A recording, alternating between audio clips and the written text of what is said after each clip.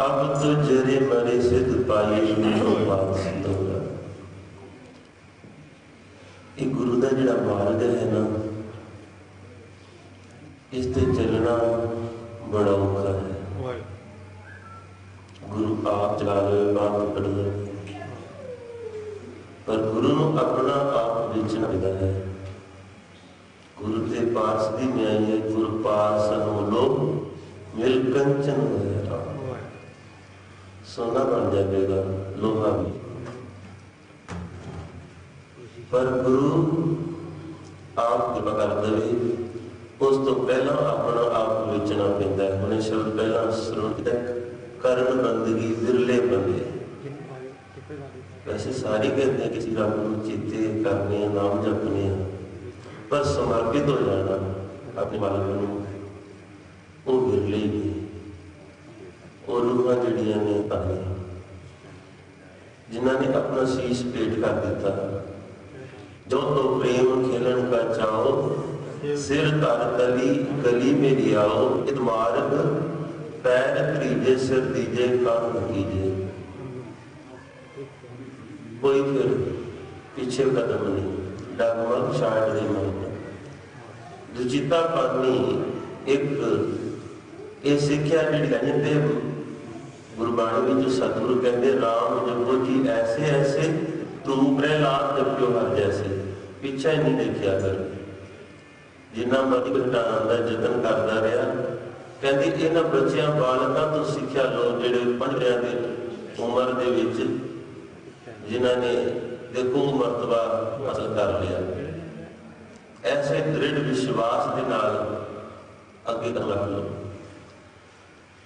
इस तरह ही मैदानी जंग के शरीर नहीं देखा जाता, उत्थे शस्त्र नहीं देखे जाते, उत्थे आत्मक बल जिहड़ा है वो काम करता है।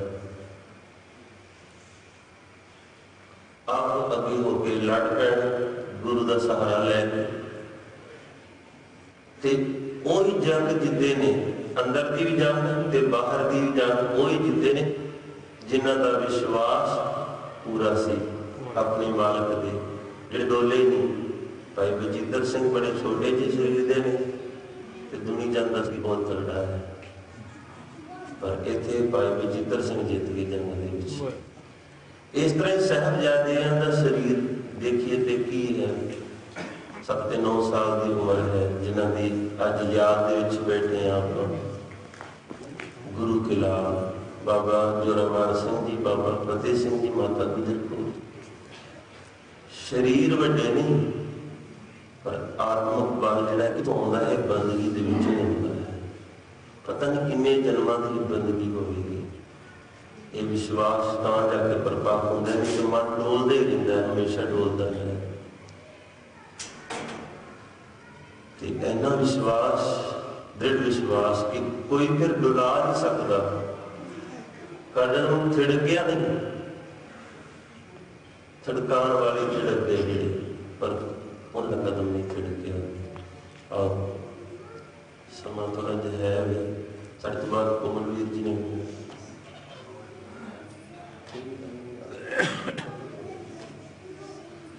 याद करिए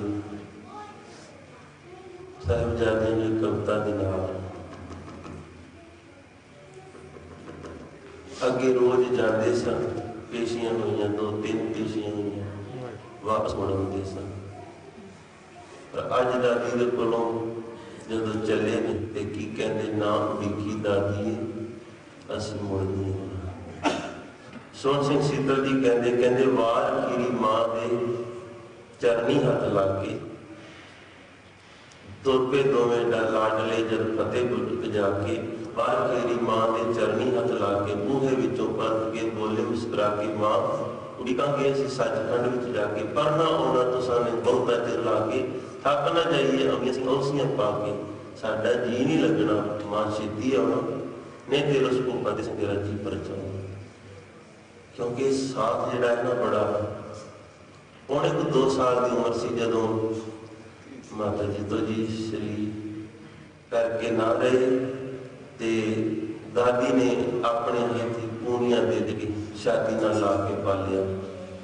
ਤੇ ਸਾਰਾ ਸਾਥ ਜਿਹੜਾ ਸਰਸਦ ਵਿਛੜੇ ਵੀ ਦੇਵਤਾ ਦੀ ਕਿਵੇਂ ਬਾਂਹ ਦੋਨਾਂ ਦੀ ਪਕੜੀ ਹੋਈ ਹੈ। ਤੇ ਅੱਜ ਅਖੀਰੀ ਵਾਰ ਤੋਰ ਲੱਗੀ ਤੇ ਕਹਿੰਦੀ ਜਾਓ ਮੇਰੇ ਹੀਰਿਓ ਮੈਂ ਮਗਰੇ ਆਵਾਂ। ਪੁੱਤਾਂ ਬਾਣੀ ਤਦ ਜਿਉਂਦੀਆਂ ਸੁਣੀਆਂ ਮਾਵਾਂ ਪੁੱਤਰਾਂ ਦੁਆਰੇ ਰਾਮ ਕਰ ਮਾਵਾਂ ਦੀਆਂ ਬਾਵਾਂ। ਜਿੱਧਰ ਜਾਂਦੇ ਹਨ ਸੋਧਰ ਜਾਂਦੀਆਂ ਛਾਵਾਂ। ਇਹ ਲੋਕ ਤੋਰ ਕਰਦੀਆਂ ਹੁੰਦਾ ਮੈਂ ਸੱਚਖੰਡ ਵਸਾਵਾਂ। ਪਹਿਲਾਂ ਆਪਣੇ ਪਤੀ ਨੂੰ ਤੋਰਿਆ ਵੱਡੇ ਸਾਹਿਬਜ਼ਾਦਿਆਂ ਦਾ ਉਹ ਵੀ ਸੀਨ ਸਾਹਮਣੇ ਹੈ ਸਾਰਾ। ਕਿ ਅੱਜ ਸੁਣ ਕੇ ਲਾਲਾ ਨੂੰ ਤੋਰਨ ਲੱਗੀ ਹੈ ਪਤਾ ਕਿ ਅੱਜ ਵਾਪਸ ਨਹੀਂ ਆਉਣਾ।